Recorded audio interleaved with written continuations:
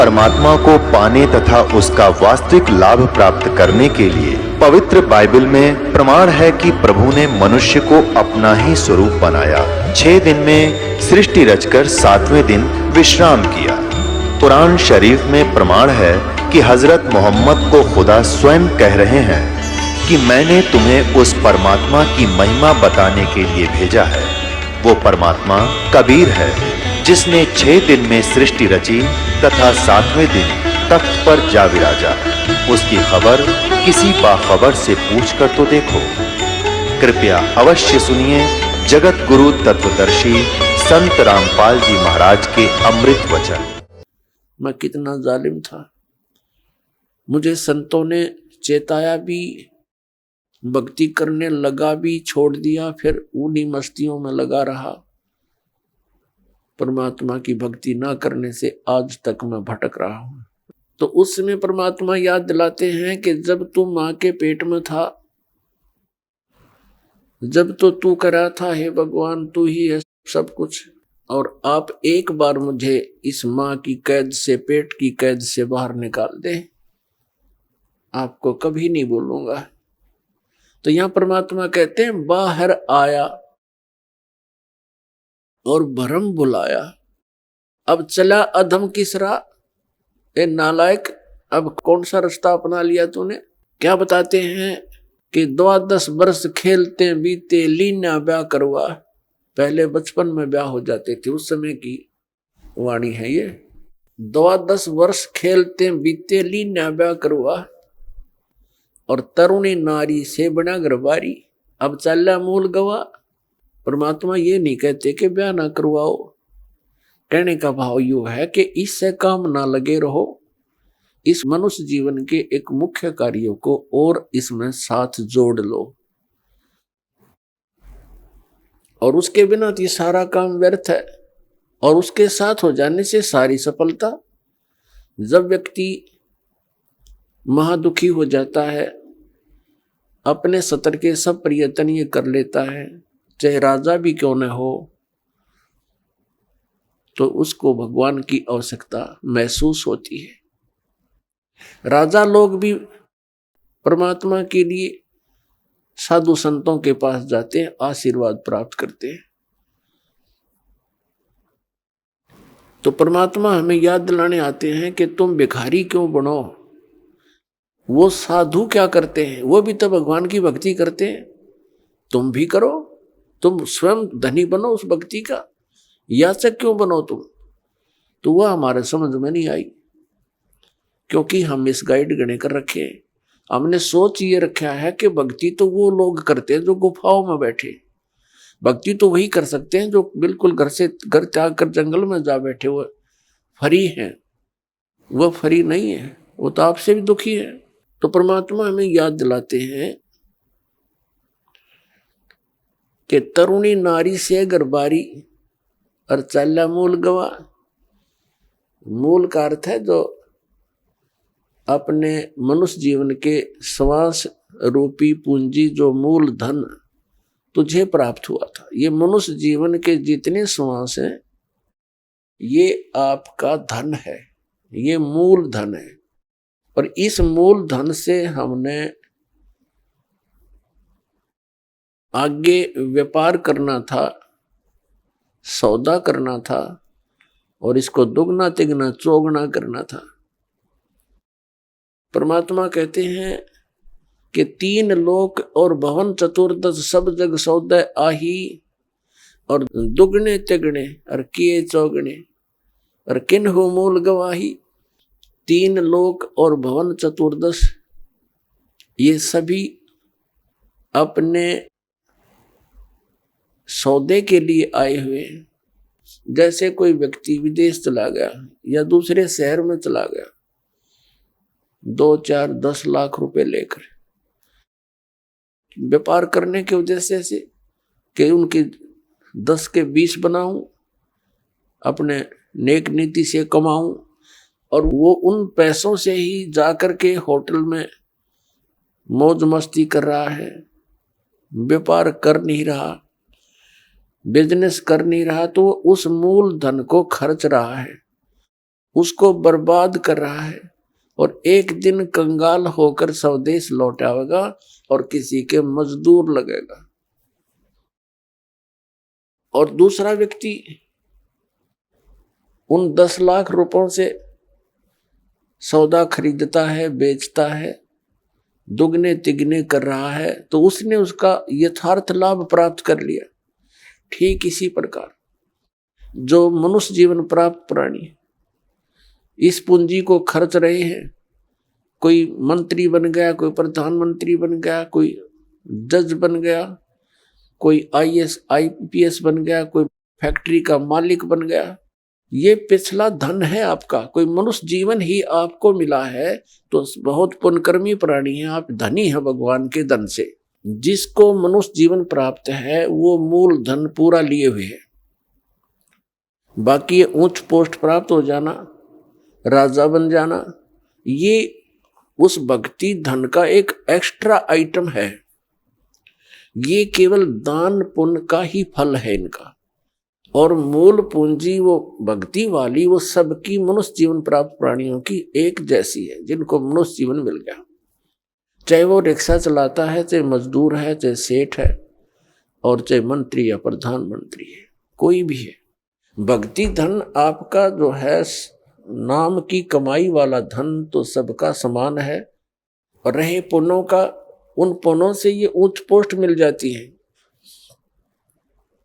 तो कहने का भाव ये है दास का कि जो इस मनुष्य जीवन के इस मूल धन से फिर से अपनी कमाई शुरू कर देता है, परम संत की शरण से उपदेश प्राप्त करके फिर अपने उस दैनिक कार्य के साथ साथ ये भी एक मजदूरी करता है, तो वो दुगने तिगने और चौगने बना रहा है अपने मूल धन के। अब परमात्मा ने आकर ये ज्ञान दिया है और यथार्थ ज्ञान को भगवान ही बता सकते हैं, जीव तो अटकल लगाया करते हैं। आप देखिएगा पवित्र चारों वेदों और श्रीमद् भगवद गीता के अंदर जो ज्ञान है वो गॉड गिवन है। और परमेश्वर कबीर जी की वाणी वो गॉड गिवन है, स्वयं परमेश्वर ने आके बोली है। और उन महापुरुषों की वाणी जो परमात्मा से परिचित हुए, जिनको भगवान आकर सीधे मिले, उनको अपने से परिचित करा के वापस छोड़ा, उनकी वाणी भी गॉड गिवन है, क्योंकि उनका अनुभव आंखों देखा है परमात्मा की उन वाणी से भी मेल खाता है। तो इस प्रकार जो 18 पुराण हैं उनको देखिएगा, वो जीव की सोच है। इन ब्रह्मा विष्णु महेश और अन्य ऋषि महर्षियों का अपना ज्ञान अनुभव है, वो वेदों से बहुत कम मेल खाता है। तो इस प्रकार हमने अन्य के अनुभव को अपने भक्ति मार्ग में सहयोग में नहीं लेना है, आधार नहीं मानना है। इस ज्ञान को सुनने के लिए, ज्ञान को समझने के लिए 18 पुराण हमारे लिए एक विशेष सहयोगी हैं, लेकिन भक्ति की विधि के लिए इनका सहयोग हमने बिल्कुल नहीं लेना। और उसमें जो भी भक्ति क्रियाएं बता रखी हैं वो वेदों से नहीं मिलती हैं तो नहीं लेना, उनका पालन नहीं करना हमने, तभी हम सफल होंगे। तो क्या बताते हैं, ये मनुष्य जीवन जब तक आपके पास है तो आप इससे ये लाभ उठा सकते हो। क्या बताया है कि लोहे जैसा ताव जात है ये काया देश राही, और 3 लोक और भवन चतुर्दश सब जग सौदे आही। जैसे कारीगर लोहे को गर्म करता है, उसको इतना गर्म कर देता है बहुत अधिक, और फिर उसको निकाल कर तुरंत उस पर चोटें लगाता है। गरम गरम लोहे पर चोट लगा करके वो जो वस्तु बनाना चाहता है बना सकता है। लोहे के जरा से भी ठंडा होने के उपरांत तो उसके ऊपर चाहे पूरे गणना झाड़ ले, चाहे घन मार ले, उसका कोई लाभ नहीं होगा। वो टेढ़ा मेढ़ा बन जाएगा, वो वस्तु नहीं बनेगी जिसके लिए प्रयत्न किया गया था। तो ये मनुष्य जीवन जिसका शांत हो जाएगा, जब तक मनुष्य जीवन है ये लोहा गर्म है, इस पर राम नाम की चोट मार के आप जो बनाना चाहते हो बना सकते हो। जब ये ठंडा हो जाएगा, मृत्यु हो जाएगी, फिर कुछ नहीं हो, चाहे 5-6 इसकी श्राद्ध निकालते रहियो, वो तो ठंडा होने के बाद चोट मारनी है। और चाहे उसकी 13वीं करते रहियो, 13वीं 17वीं, वो तो लोहा ठंडा होने के बाद व्यर्थ प्रयत्न कर रहे हो। तो यहां क्या बताते हैं, 3 लोक और भवन चतुर्दश सब जग सौदय आही, दुगने तिगने किए चौगने किन्हु मूल गवाही। किसी ने तो दुगने तिगने चौगने कर लिए मनुष्य जीवन से सतभक्ति करके, और किन्होंने मूल का नाश कर लिया, मूल गंवा दिया, यानी मनुष्य जीवन को यही फू फर करके अन्य क्रियाओं में ही व्यर्थ कर गए, उन्होंने मूल धन का नाश कर दिया। अब भक्ति ना करने से क्या हानि होगी। नर से तू पशुआ की जय, गद्दा बैल बनाई, ये 56 भोग कहाँ मन मूर्ख, कित कुरडी चरने जाई। पुण्यात्मा, हम मनुष्य जीवन प्राप्त करके उन सभी सुविधाओं को प्राप्त कर लेते हैं जो भगवान मनुष्य जीवन प्राप्त प्राणी को देता है। वो क्यों देता है? इसलिए देता है कि इन सुविधाओं को प्राप्त करके ये भक्ति कर लेगा, अपना कल्याण करा लेगा। जिनको मानव शरीर प्राप्त है वो उनकी ड्रेस अन्य प्राणियों से भिन्न है। ड्रेस मीन आपका ये शरीर, ये बॉडी, ये ड्रेस है, एक पोशाक है आपकी, ये स्टूडेंट की है। और जो स्टूडेंट, जो विद्यार्थी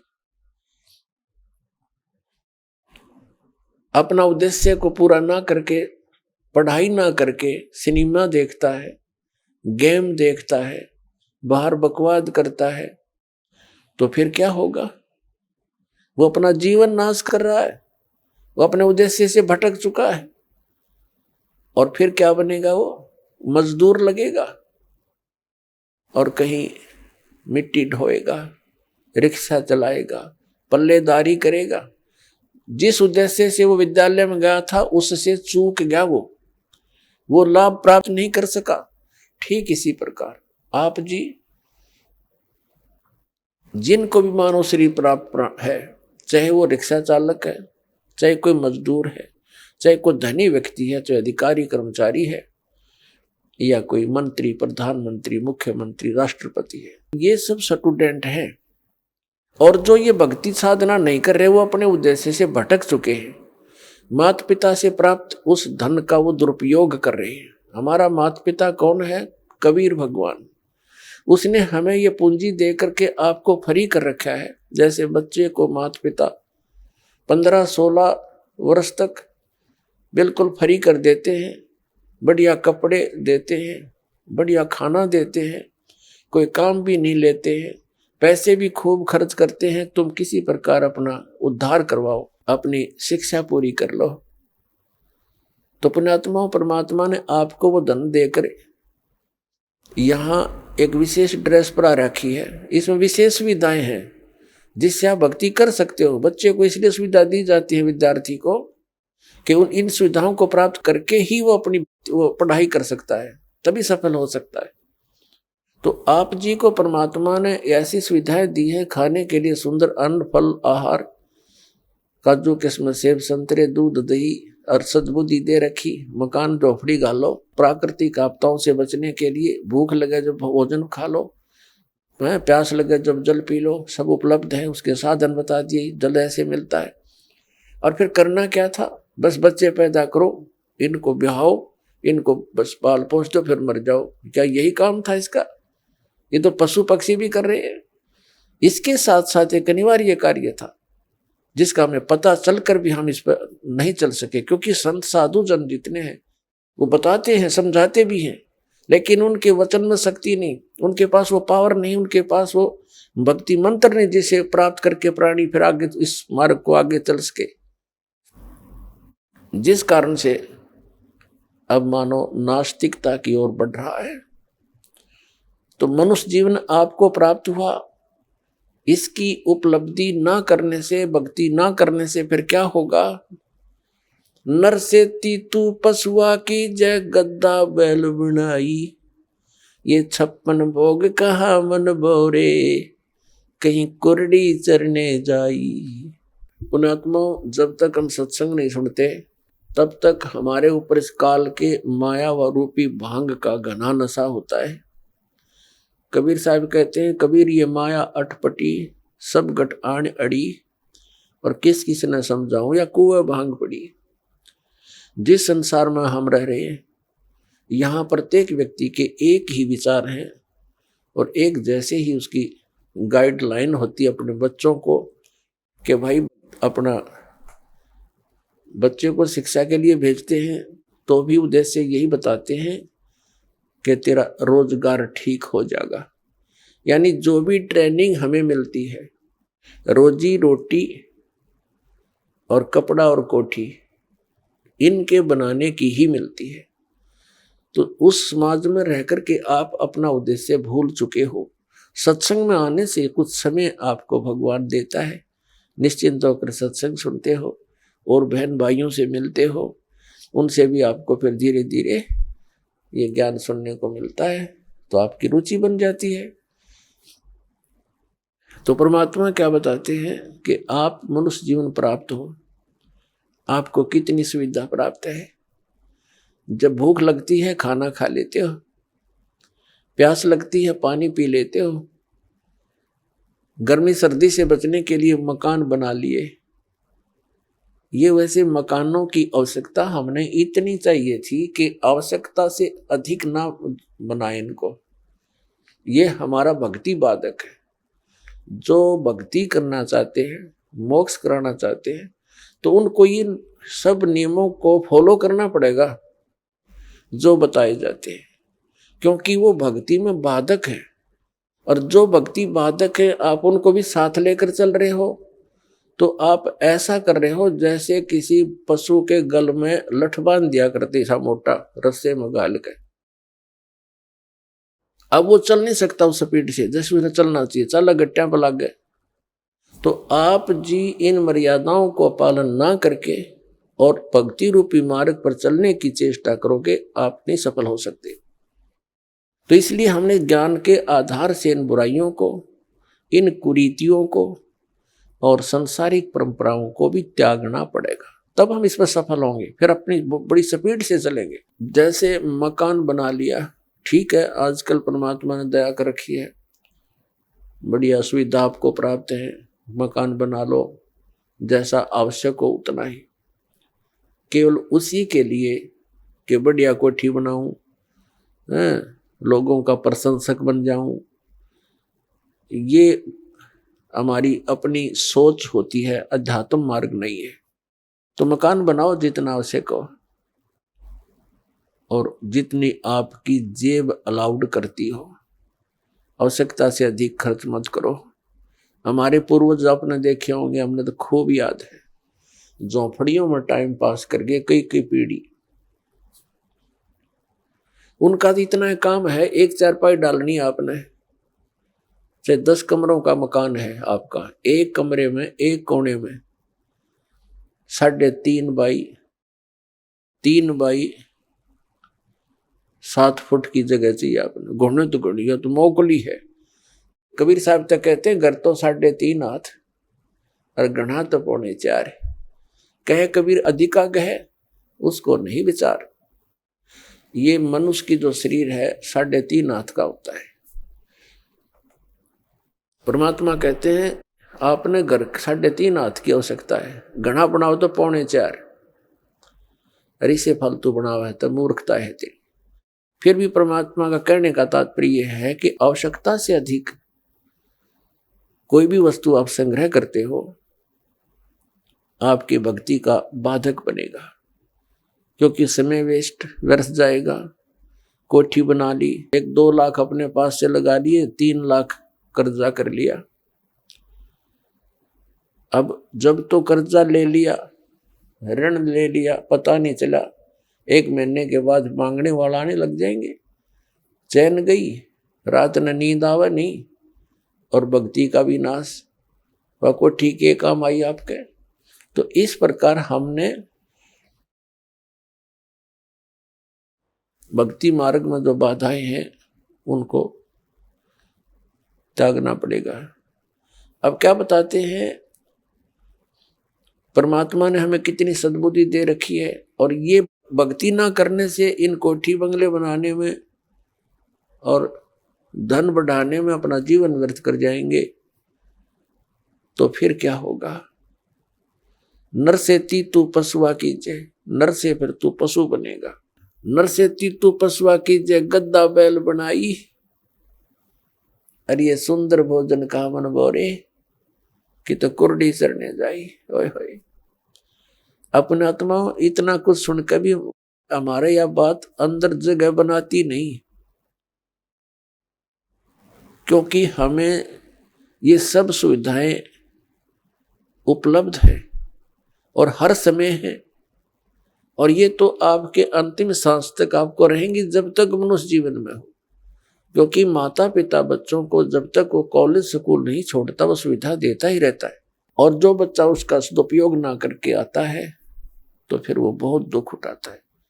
तो इस प्रकार सत साधना करने से, भक्ति करने से मोक्ष होना था, जहां जाने के बाद फिर लौटकर कभी संसार में नहीं आते, वहां हमें बहुत सुख होना था।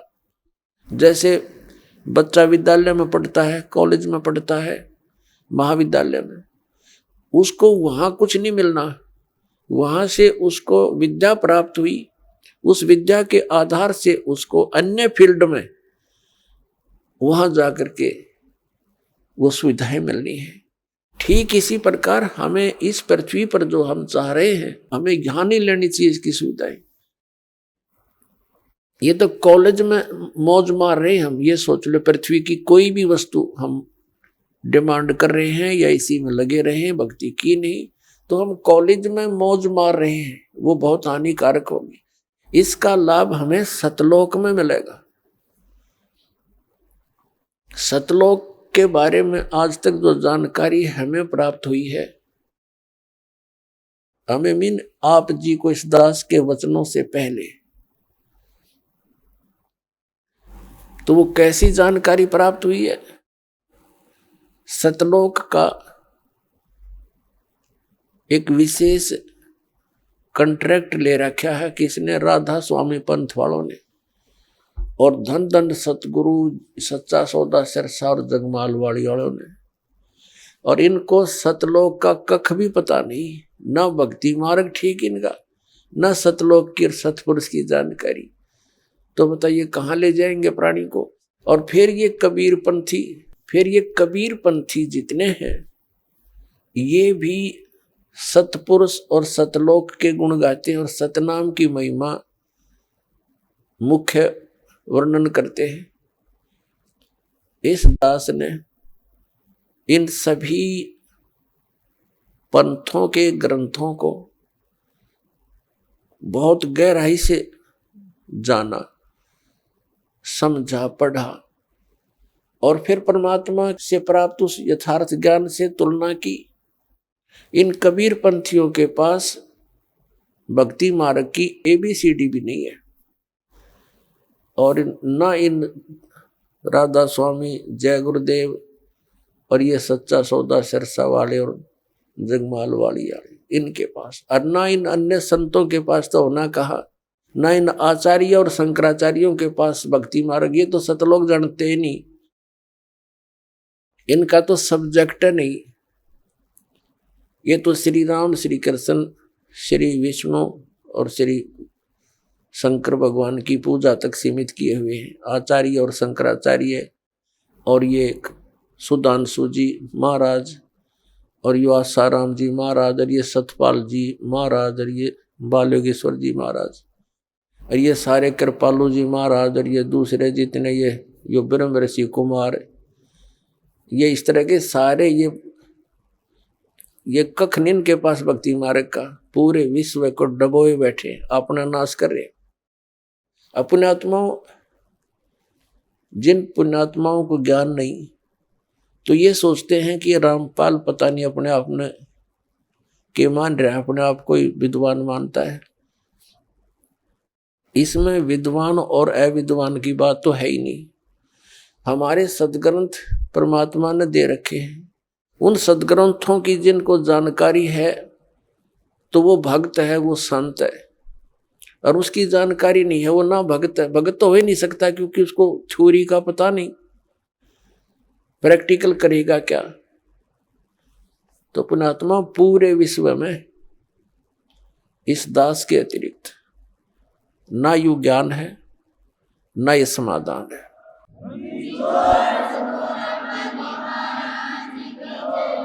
ये वचन प्रथम बार कोई सुनता है तो उसको खटकते हैं, लेकिन समय आने पर ये अच्छे भी लगेंगे, मीठे लगेंगे।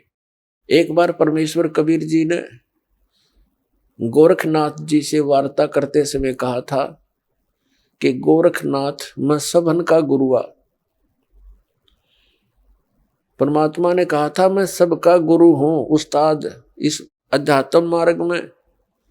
तो गोरखनाथ जी कहने लगे तुम मेरा वचन मोह लग गए कड़ुआ, कि आपकी बात मुझे अच्छी नहीं लगती, आप कहते हो मैं सबका गुरु हूं। तो परमात्मा ने कहा कि कड़ुआ लगे सो मीठा होई, हमारी बात पतीजे जोई। पतीजे माने विश्वास करें। परमात्मा ने कहा था ये जो कड़ुआ लगे सो मीठा होई।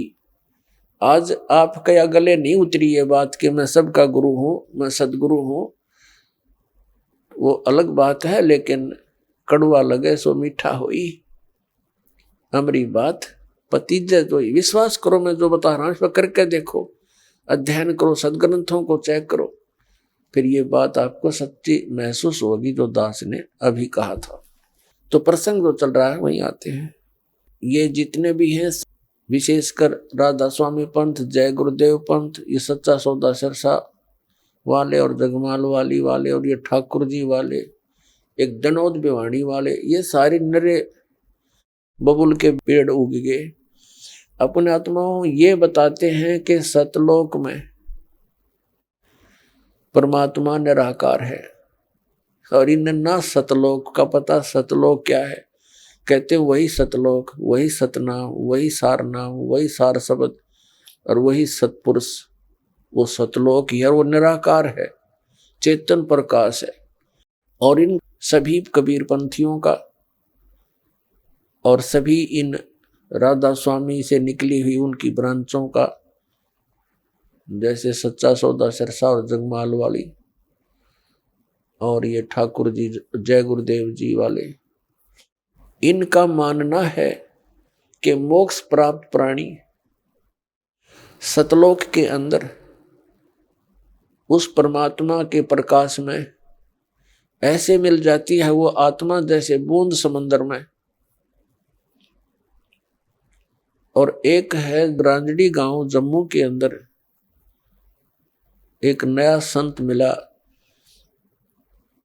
जिसका नाम है मधु परमहंस, और वो भी कबीर पंथी कहलाता है। और सतलोक को कैसे डिफाइन करता है? सृष्टि रचना सुनाते समय उसने क्या बताया है कि पहले परमात्मा गुप्त थे, फिर उन्होंने एक शब्द उच्चारण किया, उससे एक अद्भुत प्रकाश बन गया। उस प्रकाश के अंदर फिर परमात्मा अमर पुरुष समा गया, वो अमरलोक हो गया। फिर अमरलोक बन गया, यानी वो परम पुरुष भी, अमर पुरुष भी, अमरलोक फिर एक हो गया, वो प्रकाश पुंज। और फिर कहते हैं उस प्रकाश ने परमात्मा को ऐसे छटक दिया, अपने आप को ऐसे छटक दिया, उसमें से बूंद सी बन गई, ऊपर जानते फिर उल्टी आ गई। जैसे जल की बूंद ऊपर को फेंकी जाए, जल में आकर मिल जाती है, पर वो मिली नहीं, वो कण कण से बन गए, बिंदु से बनकर जीव बन गए, घूमने लग गए उस प्रकाश में। वहां जाकर उसके हिसाब से मोक्ष प्राप्त प्राणी वो हंस बनकर जाते हैं, और वो डॉट बिंदु बनकर ऐसे घूमते हैं जैसे मछली जल में उस प्रकाश में भटकती है। ये कहता है कि मेरे पास जो वस्तु है ब्रह्मांड में नहीं। अब उसका सारा जाड़ा लेकर और गांठ बांध दी उसकी, अब दिखा देंगे वो कैसा क्या है उसके पास वस्तु। तो अपने आत्मा परमात्मा ने इस दास के ऊपर दया बख्शी है, वो दिव्य दृष्टि दे दी इस ज्ञान को समझने की और इनके अज्ञान की परख करने की, और वो आपको आसानी से करवा देगा दास। 2 मिनट में समझ जाओगे वास्तविकता क्या है। एक तो इसका विधान है श्री मधु परमहंस रांझड़ी वाले का, जम्मू वाले का। एक तो ये हो गया कि अमर पुरुष और अमरलोक वो एक बन गया, वो चेतन प्रकाश हो गया। और फिर ने कहा सार नाम भी, आदि नाम भी, और सार शब्द भी, विधेय शब्द भी, वो अमर पुरुष ही है। अमर पुरुष वो बने गया अमरलोक, यानी वो सारा कुछ हो चेतन प्रकाश को, ये अमरलोक भी, सार शब्द भी, सार नाम भी, विधेय नाम भी, आदि नाम वही, सतनाम भी वही, अमरलोक भी वही, सतपुरुष अमर पुरुष भी वही, और सार नाम भी वही। आ गया वहीं जहां से शुरू हुए थे। ए भगवान, ये भोली आत्माओं को क्या पता भी महात्मा जी पहुंचे होंगे, सतलोक देख कर आएंगे। खक देखा उन्हें, सतलोक के अंदर ऐसी ही सृष्टि है, ऐसे ही मनुष्य, वह पशु पक्षी नहीं है, ये कीड़े मकोड़े नहीं है जो वहां सदाबहार वृक्ष हैं और सदाबहार वहां के काजू किस्मत सेब संतरे और फल फूल फ्रूट सारे सदाबहार हैं। वहां जाने के बाद प्राणी ना वृद्ध होता ना उसकी मृत्यु होती। अपने आत्मा, यदि हमने वहां जाकर के नए धक्के खाने हैं, डोट बन कर घूमना, क्या आनंद होया? वो खाक आनंद है।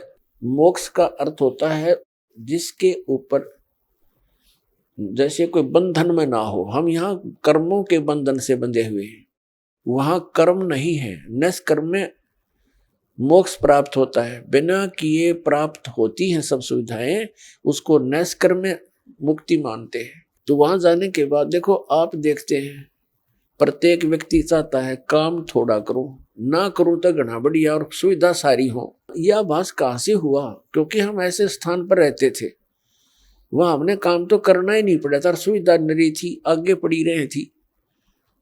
फिर दूसरा कोई बूढ़ा होना नहीं चाहता, वृद्ध अवस्था को कति पसंद नहीं करते, यानी 80 साल तक भी बाल काले करते रहे हैं और दांत कृत्रिम टडवाए ले हैं, अब कुछ थोड़ी बहुत सेहत बूढ़ा सा ना दिखो हैं। और फिर मृत्यु कोई नहीं चाहता, और दोनों कंपलसरी। ये तो यहाँ का यूनिवर्सल ट्रूथ है, हार्ड एंड फास्ट रूल है तो इसका कि वृद्ध भी होगा और मृत्यु भी होगी, और हम दोनों पसंद नहीं करते, दोनों कंपलसरी होंगी यहाँ पर। इसी प्रकार कोई काम करना नहीं चाहता। हम उच्च शिक्षा किस लिए प्राप्त करते हैं कि हम कुर्सी पर बैठे दफ्तर के नीचे, नौकर हों, घंटी बजाएं, पानी पिलाओ, चाय लाओ, हैं, काम कुछ नहीं करना पड़े, तनख्वाह मिले गणी ठाठ से रहे। तो ये हमारी प्रवृत्ति जो यहाँ हम एक नकल कर रहे हैं, एक लकीर पीट रहे हैं सतलोक के उस सुख को भूल कर, उसको छोड़कर, और वो वहीं प्राप्त हो सकती है बबूल के वन में, और वहां कोई आम ढूंढ रहा है उस जैसा मूर्ख नहीं। तो हम इस बबूल के वन में, इस काल के लोक में, और वो सुख खोज रहे हैं सतलोक वाले। यहाँ के स्वर्ग महास्वर्ग में भी वो सुख नहीं है। तो वो बातें परमात्मा ने हमें याद दिलाई हैं। तो प्रसंग चल रहा है कि सतलोक के अंदर आपको मनुष्य शरीर मिलेगा। वहां 3 पोर्शन है सतलोक के। जैसे अपनी कैपिटल है, राजधानी है दिल्ली, और दिल्ली एक स्टेट भी है। तो दिल्ली का जो बाह्य दिल्ली है, ग्रामीण क्षेत्र है जो, वो तो समझो बाहर की दिल्ली। फिर बीच का बाजार आ गया, और फिर प्रधानमंत्री यानी अपना सेक्रेटरीट जो राजधानी स्थल है। ऐसे ही वहां का विभाजन है। तो बाह्य जो क्षेत्र है कति बाहर के साइड का सतलोक का, उसमें बाग बगीचे, फल, झरने, नदियां बह रही है। उसके नेक्स्ट जो सेकंड पोर्शन है, उसके अंदर पूरे आपके बहुत सुंदर सुंदर महल बने हुए हैं जो खाली पड़े हैं, जहां से आप आए हो छोड़कर। एक एक परिवार का पूरा द्वीप है। जैसे आप किसी भी अधिकारी, कर्मचारी या पैसे वाले सेठ के मकान को देखोगे, वो क्या बनाता है, बड़ी कोठी हो, एक अच्छा आगे आंगन हो, लान जिसे बोलते हैं, और उसके अंदर फल फ्रूटों के पौधे पाधे लगे हों, बगीची बनी हो, झरना लगा रखा हो, तालाब हो। इस तरह की हम सुविधा खोजते हैं। और हम पिकनिक मनाने जाते हैं, पहाड़ घूम देखने आ जाते हैं, बड़े बड़े सुंदर स्थान, झरने देखने जाते हैं। ये हमारा स्वभाव वहां से बना हुआ है। और यहाँ तो हम जाते हैं, वहां जेब कटवा कर आ जाते हैं। 10,000 रुपये ले गए कुल्लू और मनाली मई जून जुलाई में, और अपने पैसे खर्चो, वह कुछ दिनों के लिए इधर उधर सैर सपट्टे करो और पैसे बर्बाद करके वापस आ जाओ। यहाँ का तो ये सुख है। और सतलोक में जाने के बाद वो कभी अभाव नहीं, कोई खर्च नहीं, और किसी किस्म का कोई दुख नहीं। तो अब हम कोई मरना नहीं चाहते, और ये परिवार बना रहो, हम मरा नाम न कति जरूरत नहीं, चाहे दुखी और भी हो जावा, हम यहाँ से नहीं जा सकते, जरूरत ही नहीं हमने जाने की फिर। लेकिन यह मृत्यु खतरनाक हमारे लिए, और वृद्ध अवस्था, और ये सारा वहां होगा, और वहां फिर दुख नहीं, कोई काम नहीं, अपना बहुत ही सुविधा है आपको। वहां भी आपको परमात्मा की याद बनी रहती है। परमात्मा की जो सिमरन वहां भी आपने करना होता है, उस सिमरन का इतना आनंद आता है। कई व्यक्ति सोचते हैं फिर वहां करें क्या, वहां परमात्मा की याद, वहां बहुत सब सुविधाएं हैं जो यहाँ वर्णन नहीं कर सकते। वहां आपको पता भी नहीं चलता कितना समय बीत जाता है, और आप सदा सुखी रहते हो।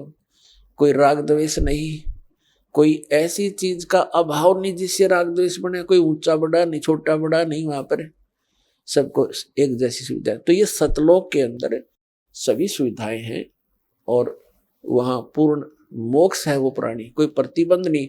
क्योंकि जितने भी यहाँ कानून बनाए जाते हैं निकम्मे आदमियों के लिए बनते हैं।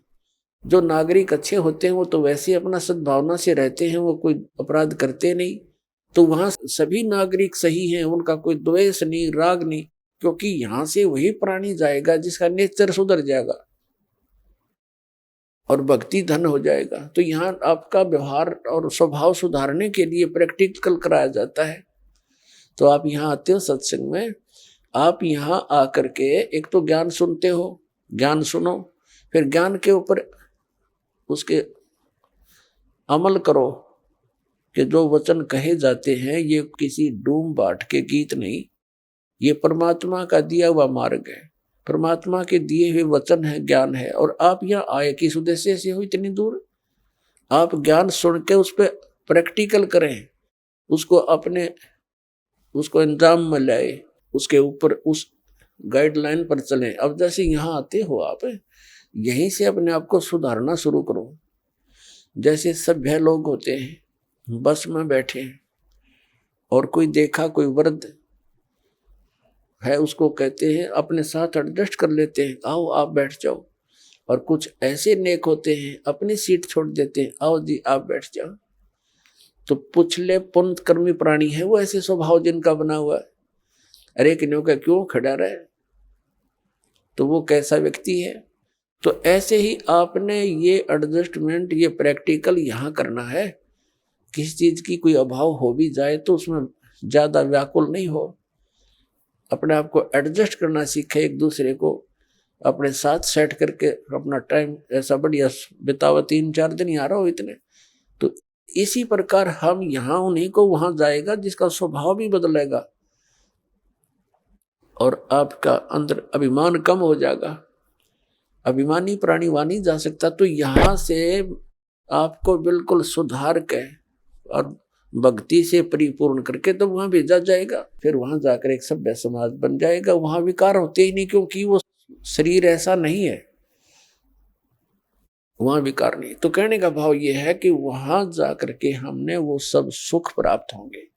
अब प्रसंग चला है कि परमात्मा की भक्ति किस लिए करें, ना करने से क्या हानि है, करने से क्या लाभ है।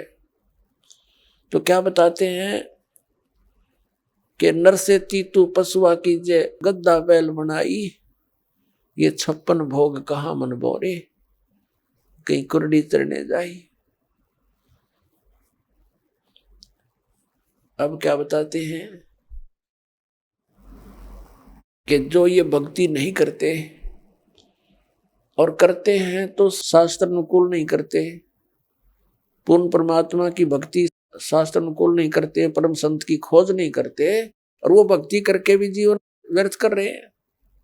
क्या बताते हैं कि सुखदेव ने 84 भुगती बना पजावे खरवो, तेरी क्या बुनियाद पुरानी तू पेंडा पंथ पकड़वो हो।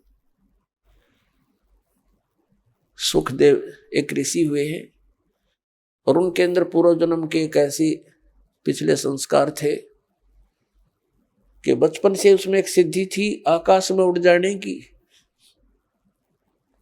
आकाश में उड़ जाने की सिद्धि थी। पुण्यात्मा, आज कोई व्यक्ति इस संसार में ऐसा हो कि आकाश में उड़ जा, सारा विश्व उसके साथ हो जाए, उसको भगवान मान का पूजने लग जाए, क्योंकि हम अध्यात्म मार्ग से इतनी दूर हैं, अध्यात्म ज्ञान से हम बहुत दूर हैं।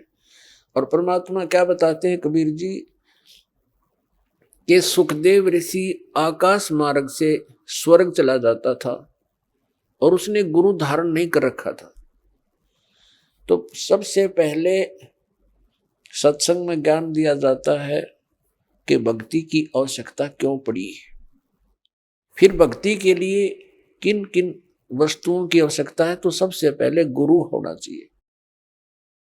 सुखदेव ऋषि जी का गुरु नहीं था और पिछले जन्म की उसकी भक्ति से बैटरी चार्ज थी। अब जैसे किसी के घर इन्वर्टर होता है, इन्वर्टर की बैटरी फुल हो चुकी हो और चार्जर हटा दिया जाए तो फिर भी काम करती है, बल्ब भी जलते हैं, पंखे भी चलते हैं, वो अपना काम कर रही है।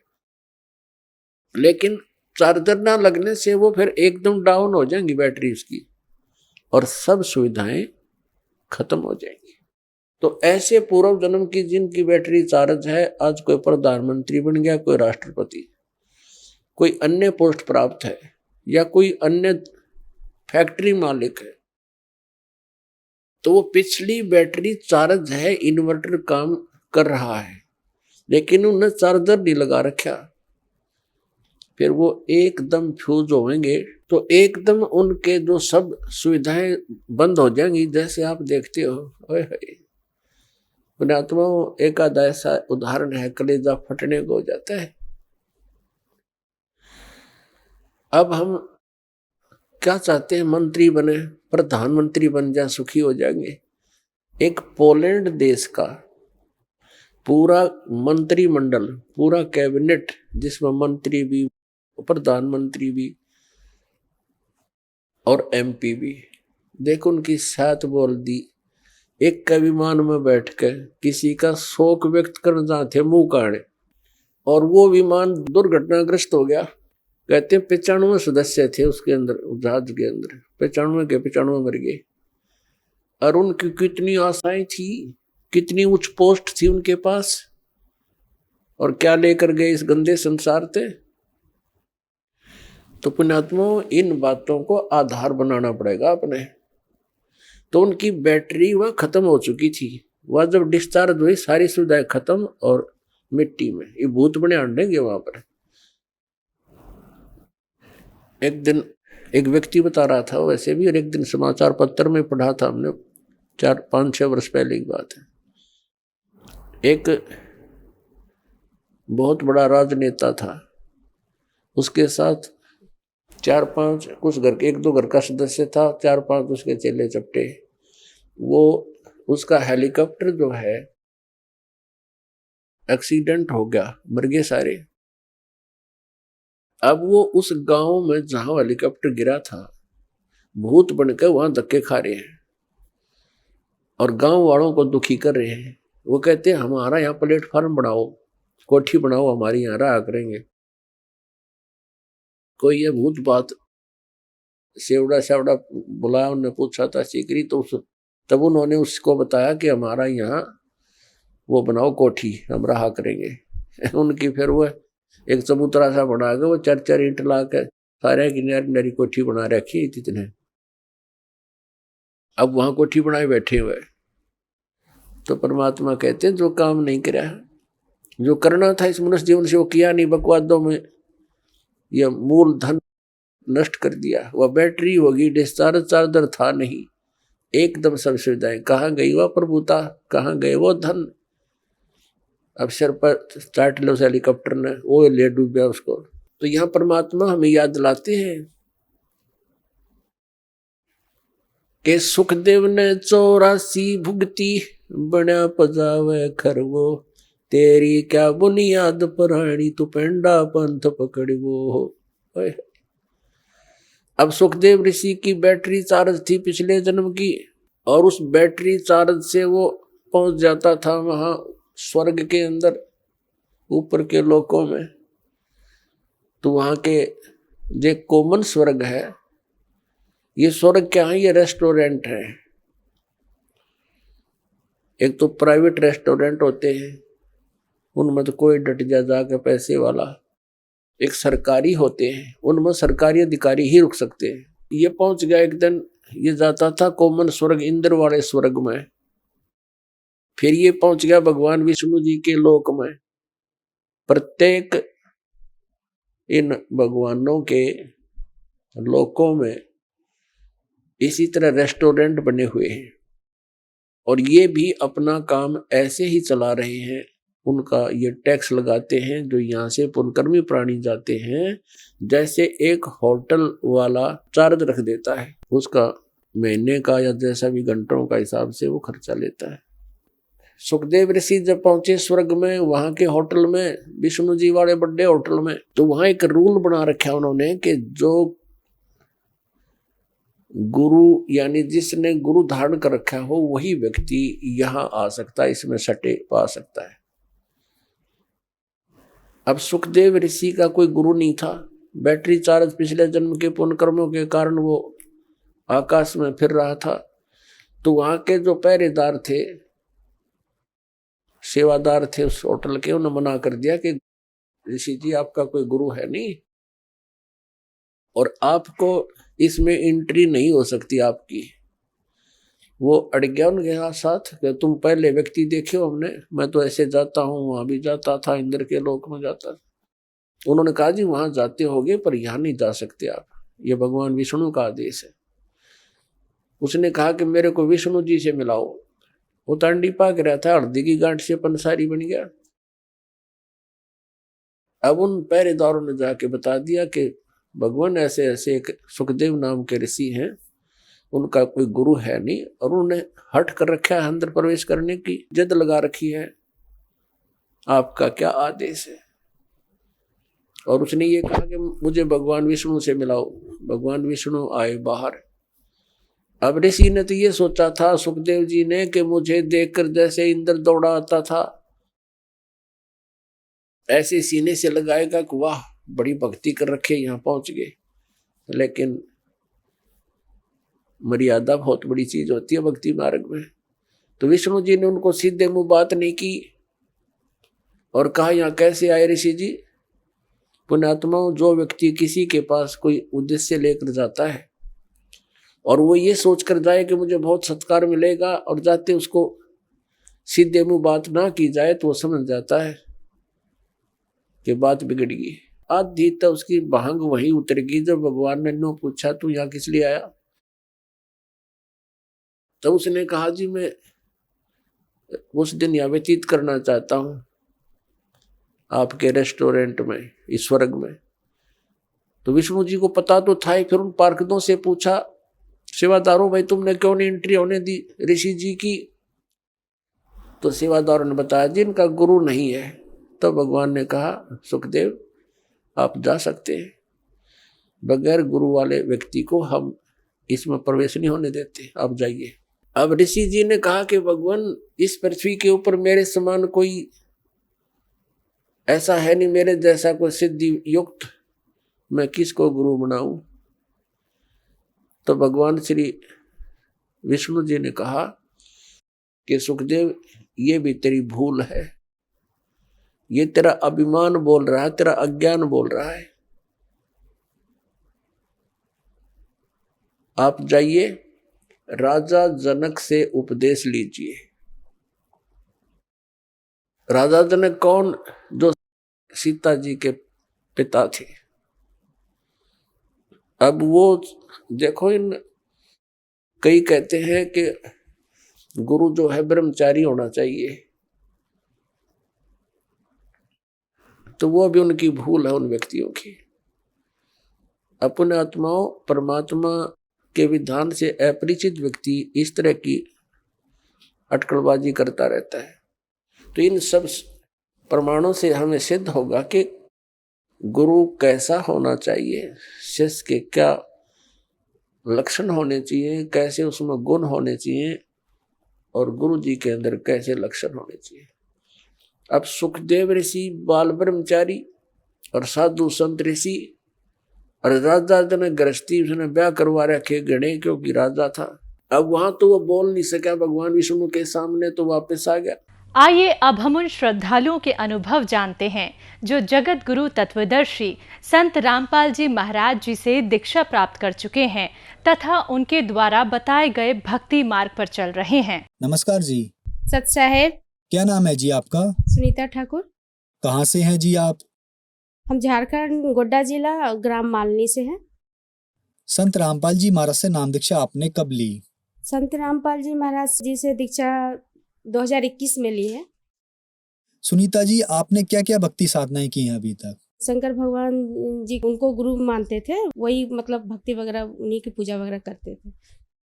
तो फिर आप संत रामपाल जी महाराज जी की शरण में कैसे गईं? जब हमने PNB मेटलाइफ में काम करते थे, एजेंसी चैनल इंश्योरेंस सेक्टर में, तो उसी दौरान हमने पॉलिसी के लिए जो बात करने जाते थे, तो एक भगत जी के कहाँ इत्तेफाक से चले गए पॉलिसी के लिए। तो वो भगत जी बोले, जो चीज़ तुम यहाँ लेने आई हो अपनी रोजी रोटी के लिए, वो ऐसा चीज़ हम देना चाहते हैं जिससे कि जीवन का कल्याण हो सकता है। जो चीज़ पाने के लिए हमें ये शरीर मिला है, उसके बारे में तुम जानना चाहोगी। किस देवी देवता को हम पूजते हैं और क्यों नहीं लाभ मिलता है, क्या करें जो मुक्ति का मार्ग मिले, ये सारे धार्मिक ज्ञान वो बताने लगे। वो एक दिन ज्ञान गंगा पुस्तक दिए, जो मैं कभी नहीं पता था कि माँ दुर्गा जो है मांग में सिंदूर लगाती हैं, तो किस देवता के नाम से वो सिंदूर लगाती हैं। भगवान शंकर जी का हम लोग ये मानते थे कि भगवान शंकर जी ही जो है वो, उसके अलावा और आगे कोई भी नहीं है।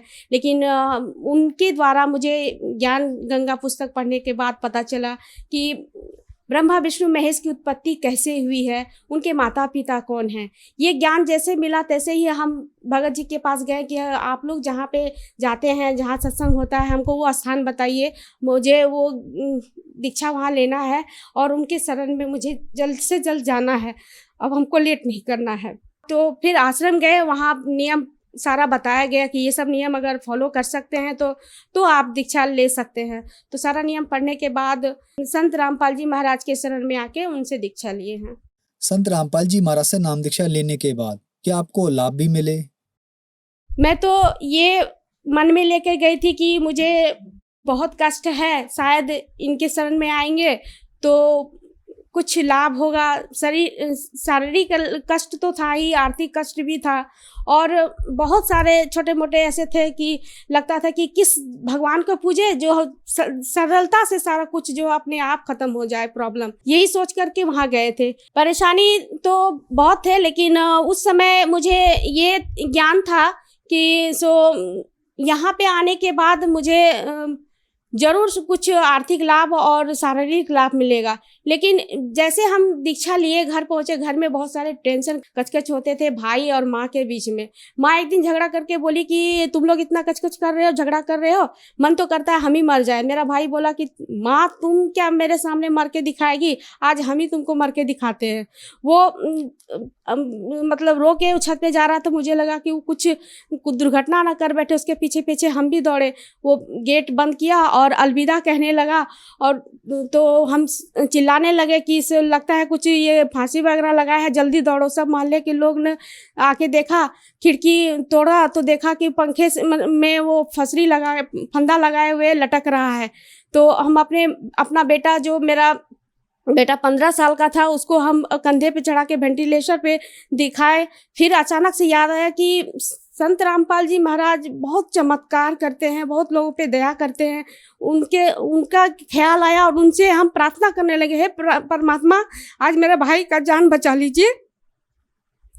तो ऐसे ही प्रार्थना कर रहे थे, मेरे कंधे पे मेरा बेटा वहाँ वेंटिलेटर से देखा कि मम्मी फंदा टूट गया है, मामा गिरे हैं।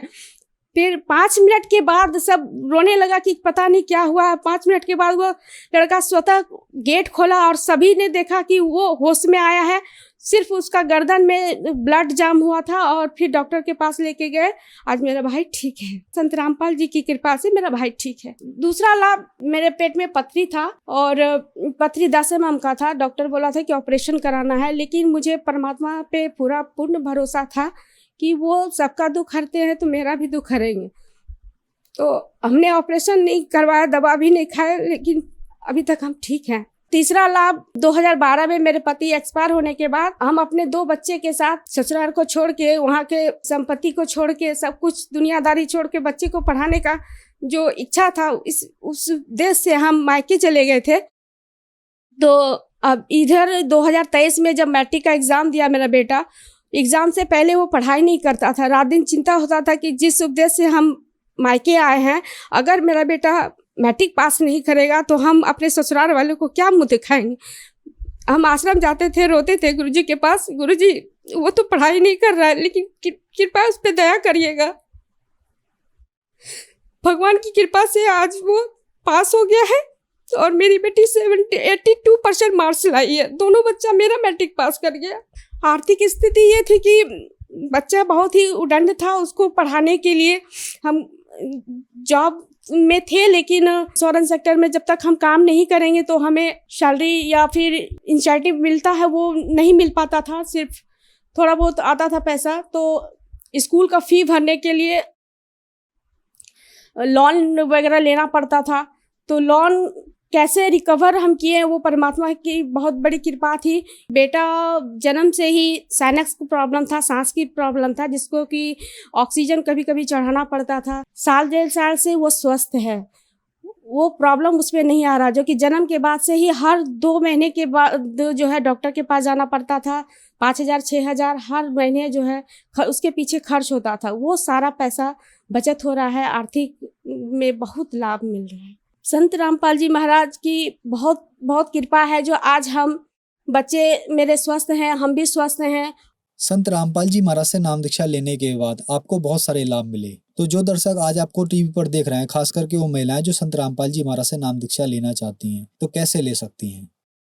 संत रामपाल जी महाराज से दीक्षा लेने के लिए विभिन्न चैनल चलते हैं, पट्टी आती है, उनका नंबर वहाँ पे मिलेगा। वहाँ से नंबर लेकर के आप डायल करिए और अपने क्षेत्र के जो नामदान केंद्र है वहाँ पे जाइए और अपना नामदान दीक्षा लीजिए और अपना कल्याण कराइए। धन्यवाद जी। सत साहिब।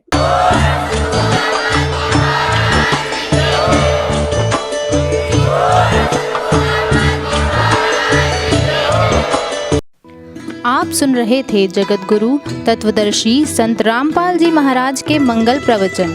अधिक जानकारी के लिए संपर्क करें।